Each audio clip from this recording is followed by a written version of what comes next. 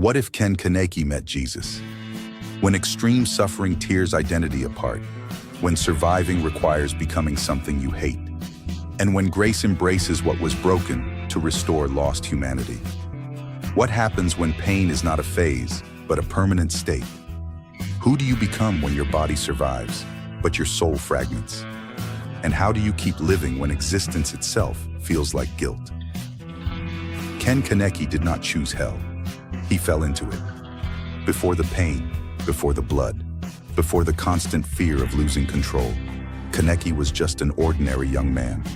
Books, silence, thoughts too deep for someone still trying to find his place in the world. He did not seek power. He did not desire confrontation. He did not want to be special.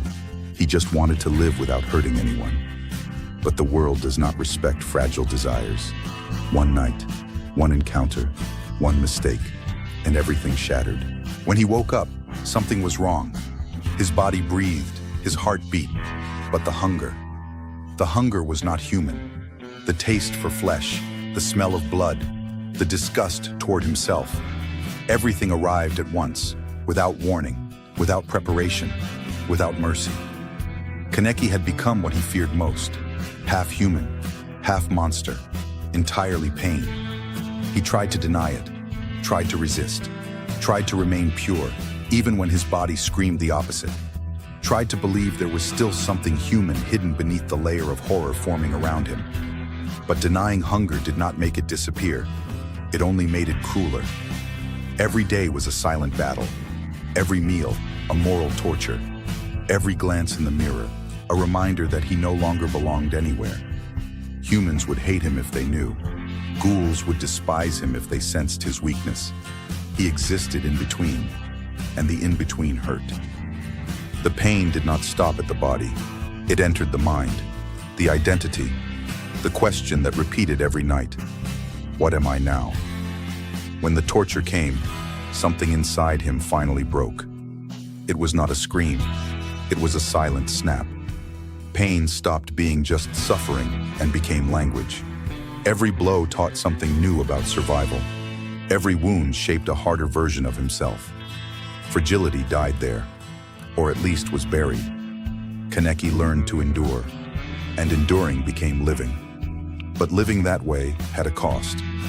He began to distance himself from those he loved, began to justify violence as necessity, began to accept the idea that maybe the world only worked this way. Whoever did not become a monster was devoured by them. Little by little, he no longer knew where defense ended and cruelty began. The line was thin, invisible, and he crossed it without noticing. If I'm not cruel, I die, he told himself. But every act of survival tore away another piece of what he still called human. Guilt did not come as explosive remorse. It came as deep exhaustion, as a constant weight on the chest, as the feeling that breathing was allowed, but truly living was not. On a cold night, far from confrontations, far from screams, far from any place that demanded strength, Kaneki walked alone. The city lights seemed distant. The world followed its normal rhythm, indifferent to the chaos inside him. He stopped in a silent alley. His hands trembled slightly, not from fear, from exhaustion. I just want to stop feeling pain, he murmured. That was when he noticed. Someone was there.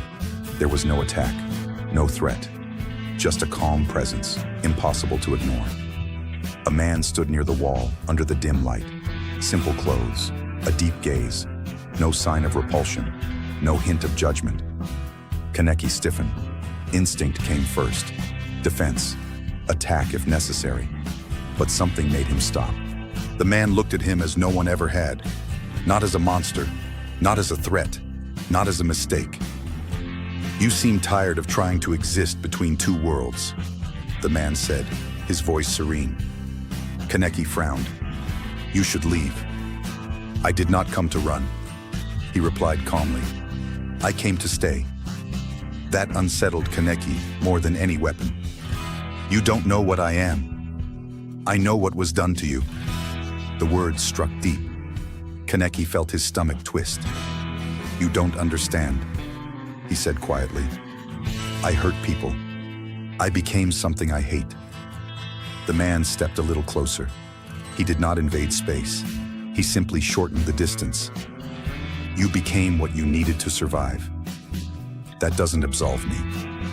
I did not come to absolve, he answered. I came to restore. Kaneki laughed, a broken laugh. Restore this? He gestured to himself. There is no fixing this. The man held his gaze. There is enough grace for what was broken. Where sin abounded, grace abounded much more. Something shifted inside. You don't know what it's like to live with hunger, Kaneki said, with disgust for yourself. I know what it is to be hungry and still choose to love. I was hungry, and you gave me no food. Kaneki felt his heart race. Who are you? He asked, almost in a whisper. The man answered simply, as one who needed no proof. I am the one who came for the sick. Those who are well do not need a physician, but those who are sick. Kaneki took a deep breath. Part of him wanted to retreat. Another part wanted to stay. So you think I can be human again? You never stopped being. Kaneki felt his eyes fill. He did not want to cry. Crying felt dangerous, like opening doors he had sealed just to keep functioning. I survived, he said, but I got lost. Getting lost is not the end, the man replied. It is the point where you stop pretending. The silence between them was dense, but not hostile. I don't know who I am anymore, Kaneki confessed. The man answered with firm tenderness. You are more than what was done to you. Before I formed you in the womb, I knew you. Something truly broke inside Kaneki. Not like before, not in pain, in surrender. And if I fail? He asked. If hunger wins? My grace sustains you. My grace is sufficient for you. Kaneki fell to his knees, not in submission, in exhaustion. For the first time, he did not need to defend himself. I just want to stop hating who I became. The man knelt before him. Then allow yourself to be loved. Come to me, all who are weary and burdened.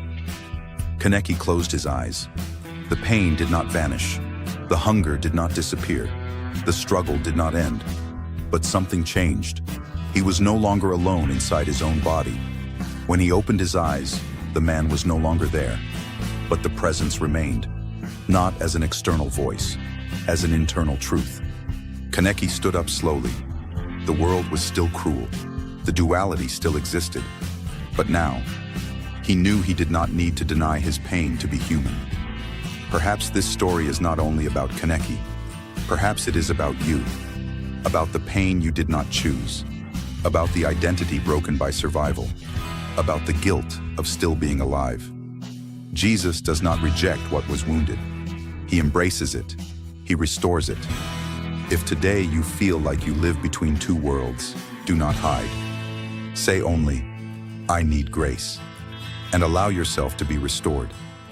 If this story spoke to you, write in the comments, I choose humanity. Share it with someone who carries pain in silence.